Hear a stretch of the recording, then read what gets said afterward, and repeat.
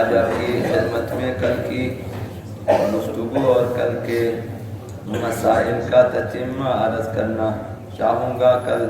شراب کے سلسلے میں اور ایسی محفلوں میں شرکت کے سلسلے میں جس میں شراب پی جاتی ہو، اسلام کا حکم بیان کیا اور عرض کیا کہ اگر محفل ایسی ہو کہ جس میں شراب استعمال ہوتی ہے تو کسی مومن کے لیے وہاں جانا حرام ہے، وہاں کچھ کھانا پینا حرام ہے، جو بھی کھائے جو بھی پیے وہاں حرام ہے۔ محض شراب پینا ضروری نہیں ہے، اب وہ جگہ، وہ دسترخوان، وہ ٹیبل جہاں شراب ہے اور شراب استعمال ہوتی ہے، مومن کے لیے شرکت حرام ہے، وہاں کچھ بھی کھائے پیے حرام ہے، وہاں حتیٰ بیٹھنا بھی مومن کے لیے حرام ہے۔ صرف ایک صورت بیان کی کہ اگر کوئی شخص ایسا ہے کہ جو وہاں جا کر امر بالمعروف اور نہی عن منکر کر سکتا ہے، اس میں یہ استعداد موجود ہے کہ وہاں لوگوں کو شراب سے روک سکتا ہے، وہاں بیان کر سکتا ہے کہ یہ شراب ہے اور یہ حرام ہے، نجس ہے، اسے استعمال نہ کریں۔ اس طرح سے اگر وہ شخص مؤثر ہے کہ ایسی محفلوں کو، اب صرف شراب کی محفل جو ہے مخصوص نہیں ہے، کوئی بھی محفل جس میں گناہ ہوتا ہو اس محفل میں جانا مومن کے لیے جائز نہیں ہے، مگر یہ کہ وہ شخص جائے کہ جو وہاں جا کر لوگوں کو گناہ سے روک سکے، ایسی محفلوں میں روک تھام کر سکے، ان کو جانا بھی چاہیے کہ جا کر وہاں روکے۔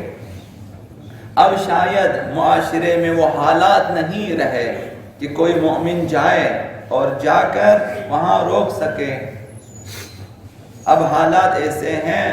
کہ گھر میں شاید اگر باپ منع کرے اولاد شاید نہ مانے کہ ہمارے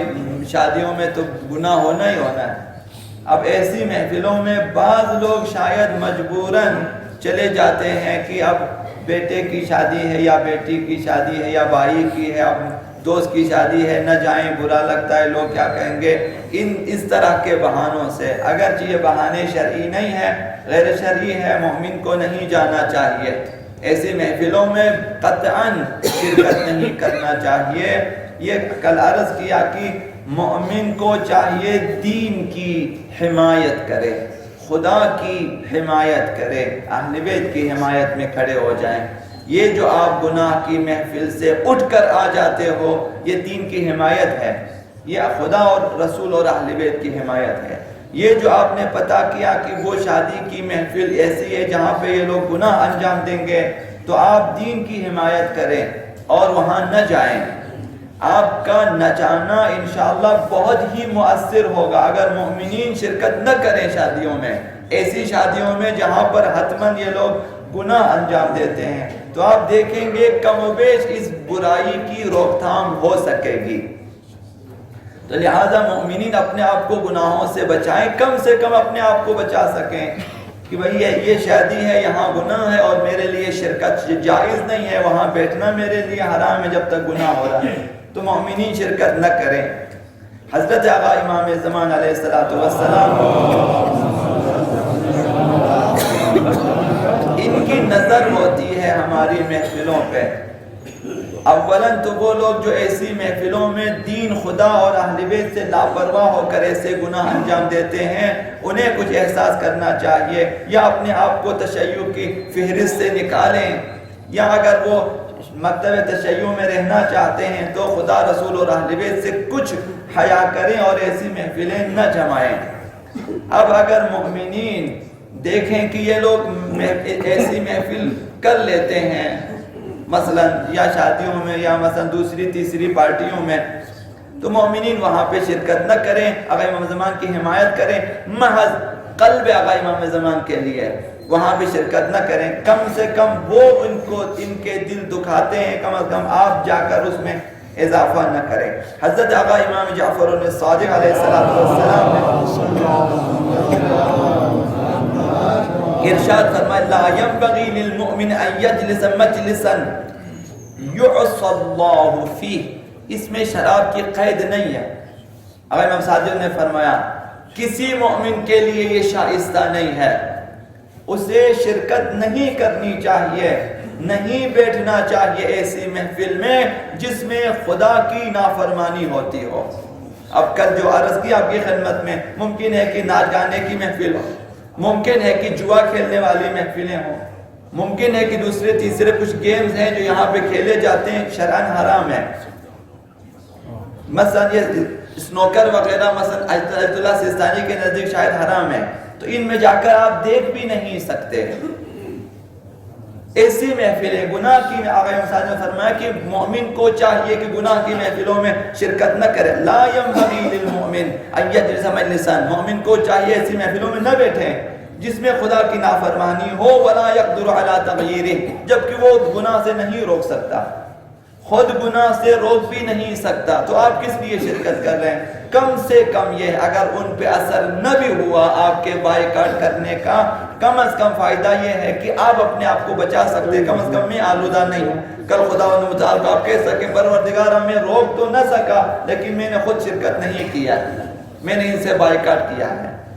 تو یہ گناہ کی محفلوں میں شرکت حرام ہے۔ گناہ کی مجلس میں شرکت بھی گناہ ہے، شرکت بھی گناہ ہے، اگرچہ انسان خود گناہ نہ کرے، یہی کہ آپ شریک ہوئے گناہ ہے۔ الراضی بفعل قوم کالداخل فیہ،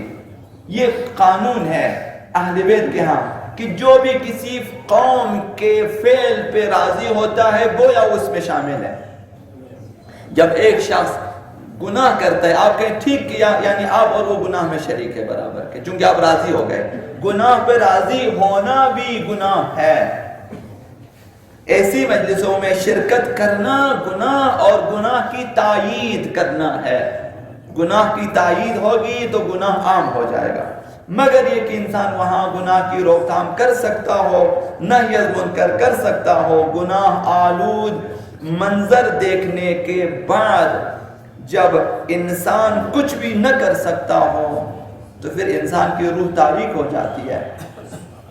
وہ جائیں جو روک تھام، جب روک تھام نہیں کر سکتا تو ہماری روح تاریک ہو جاتی ہے، ہم کس قدر پسپا ہو جاتے ہیں جب آپ دیکھتے ہیں خدا کی نافرمانی اور گناہ ہو رہے لیکن میں کچھ بھی نہیں کر سکتا، حتیٰ اپنے آپ کو وہاں سے نکال بھی نہیں سکتا۔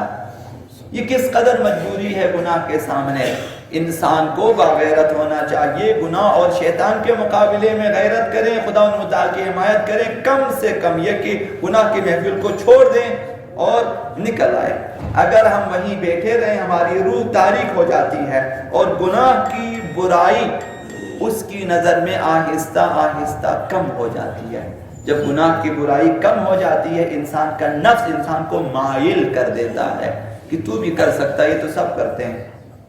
اور جس سے انسان گناہ کا عادی بھی ہو سکتا ہے۔ اس لیے اہل بیت نے حکم دیا گناہوں کی محفل کا بائیکاٹ کریں، شرکت نہ کریں، اگر روک تھام کر سکتے ہو جا کے روک تھام کریں، نہیں کر سکتے کم از کم یہ کہ خود شرکت نہ کریں۔